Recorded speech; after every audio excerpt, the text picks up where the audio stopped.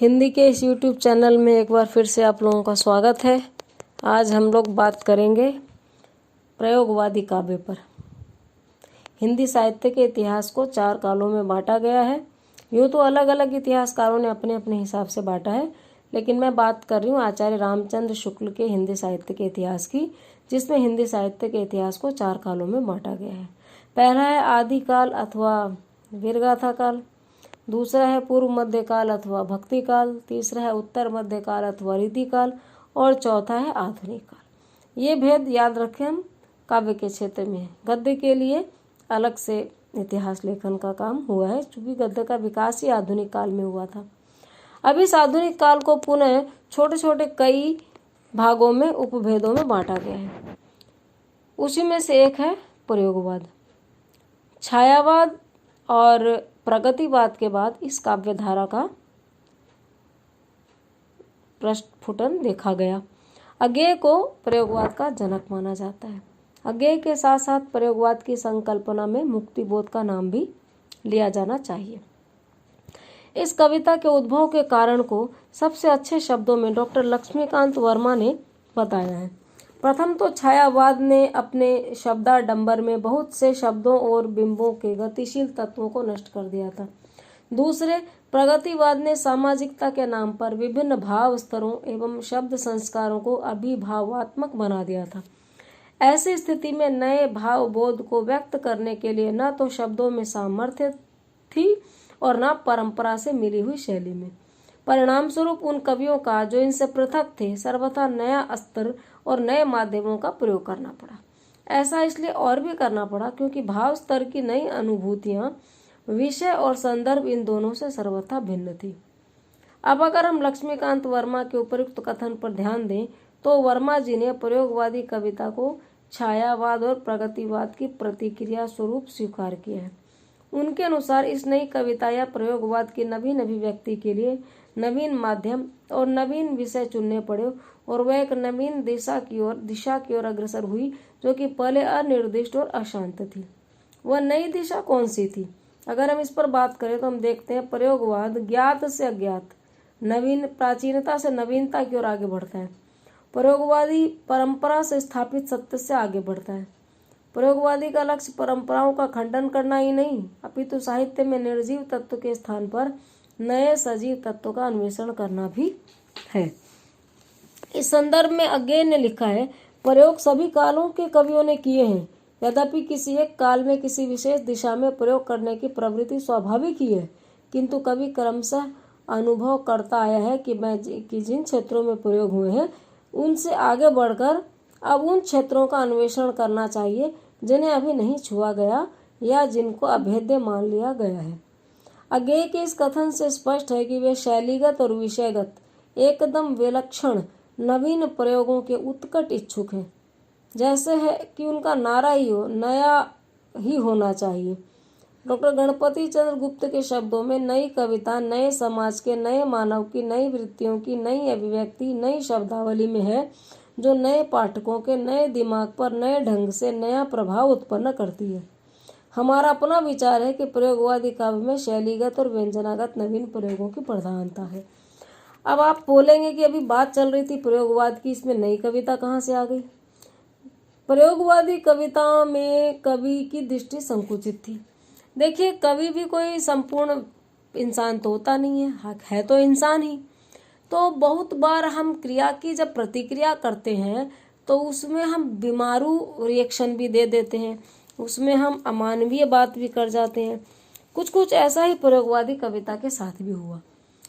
इन लोगों ने संकुचित मानसिकता भी दिखा दी, अति बौद्धिकता भी दिखा दी, दुरूहता और अस्पष्टता भी दिखा दी।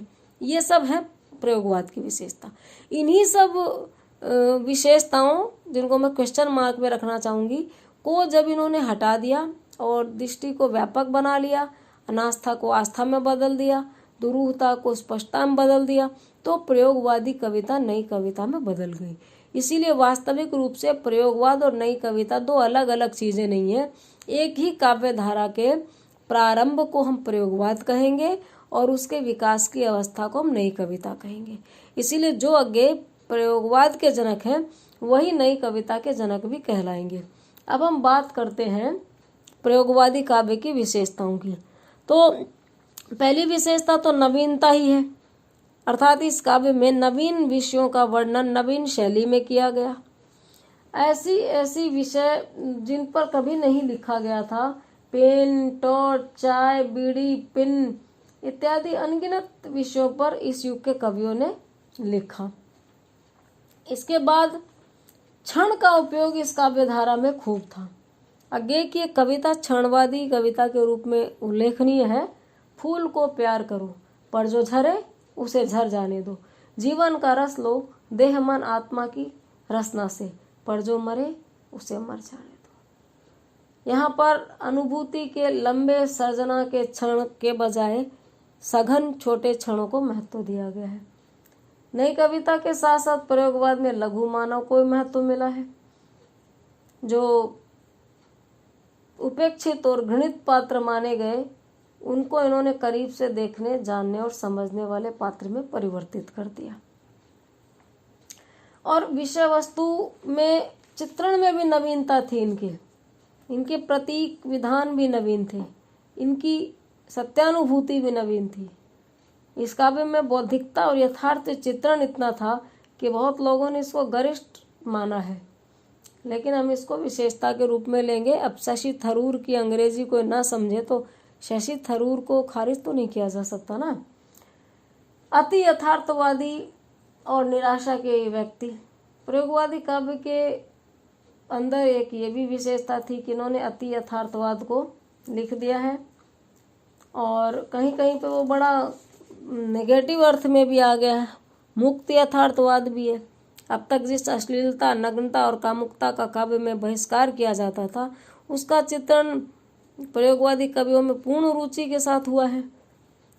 बौद्धिकता की बात अभी मैं कर ही चुकी हूँ, क्षणिकता की बात कर ही चुकी हूँ। इस कविता धारा में एक और बात थी, कवियों के अहमनिष्ठ व्यक्तित्व का प्रकाशन।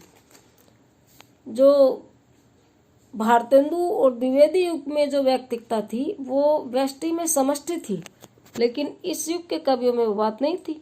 प्रयोगवादी कविता के लेखक की अंतरात्मा को अपनी अभिव्यक्ति अलग से चाहिए थी।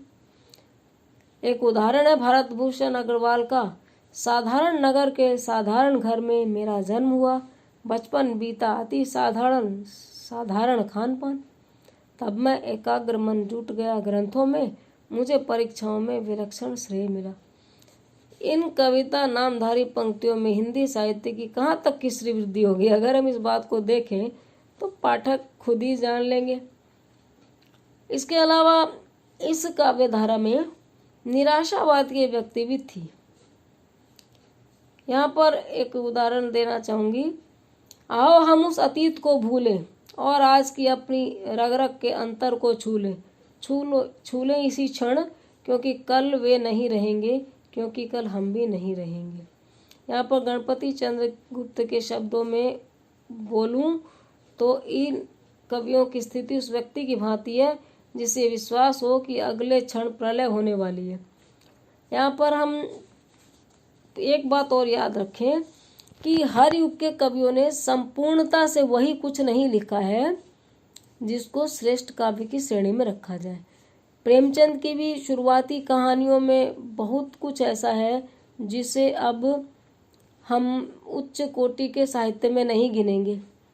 उनमें अंधविश्वास भी है, वैज्ञानिक चेतना का भाव भी है, लेकिन बाद के साहित्य को देखा जाएगा और वो कालजयी रचनाकार है। ठीक इसी प्रकार प्रयोगवाद के साथ भी मुझे लगता है कि समीक्षकों ने अधिक कड़ाईपूर्ण रुख अख्तियार कर लिया है। खैर जो भी हो, इन कवियों ने बहुत निकृष्ट भी लिखा है जिसकी मैं खुद बुराई करूंगी, और कुछ बहुत अच्छा लिखा है बाद में जाकर। अति बौद्धिकता भी इनकी कविताओं में है जिस पर मैंने बात की थी अभी। और उपमानों की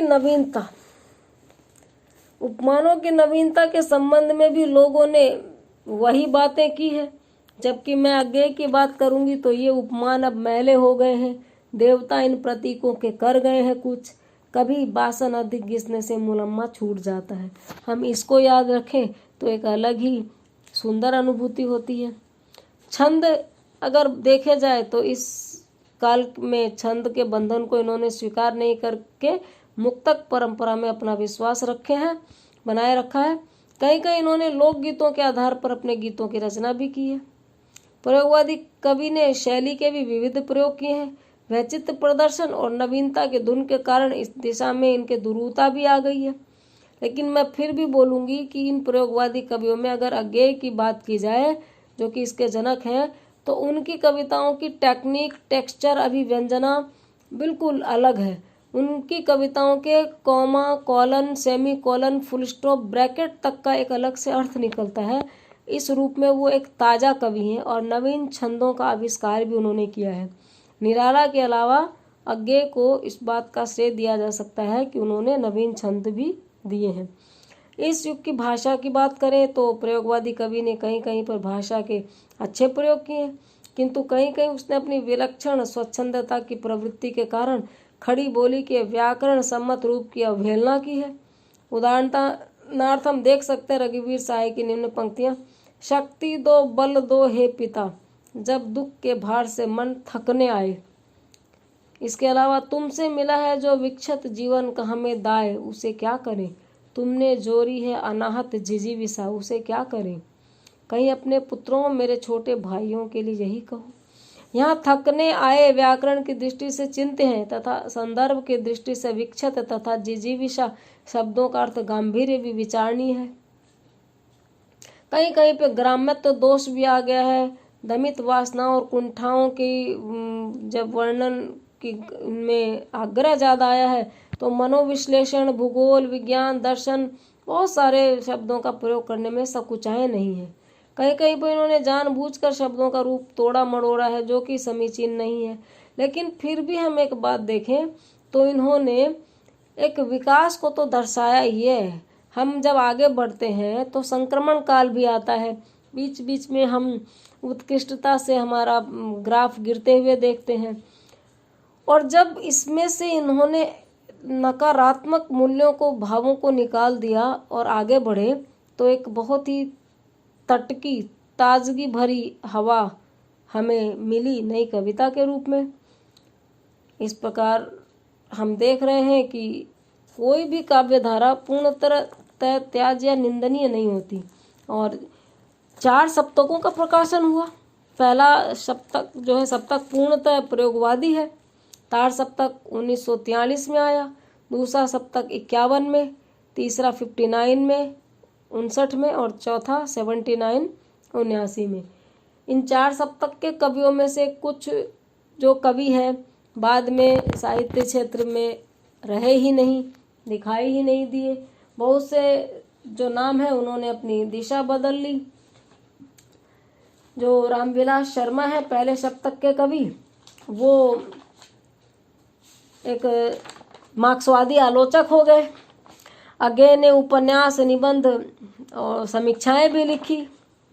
मुक्तिबोध भी डायरी और समीक्षा की तरफ भी गए। शकुंतला माथुर का बाद में नाम नहीं सुना, स्वदेश भारती का नाम नहीं सुना। सुमन राजे को सप्तक के अलावा हमने हिंदी साहित्य का आधा इतिहास में ज़रूर देखा, उनकी अभी वो किताब मैंने पढ़ी नहीं है। तो कुछ एक नाम छूट से गए, बाद में नहीं दिखे। और शमशेर मार्क्सवादी भावबोध से भर गए, मुक्तिबोध भी। लेकिन सर्वेश्वर दयाल सक्सेना, अज्ञेय, गिरिजा कुमार माथुर, ये लोग अन्यतम रूप से नई कविता के क्षेत्र में लगे रहे। आज हमने आराम से प्रयोगवाद को समझने की चेष्टा की। मैं उम्मीद करती हूँ कि ये चर्चा, ये व्याख्यान विद्यार्थियों के लिए उपयोगी रहेगा। इसके बाद अगली क्लास में हम किसी और टॉपिक पर, नई कविता के तरह या आधुनिक काल के किसी और टॉपिक पर बात करेंगे। आज इतना ही। धन्यवाद।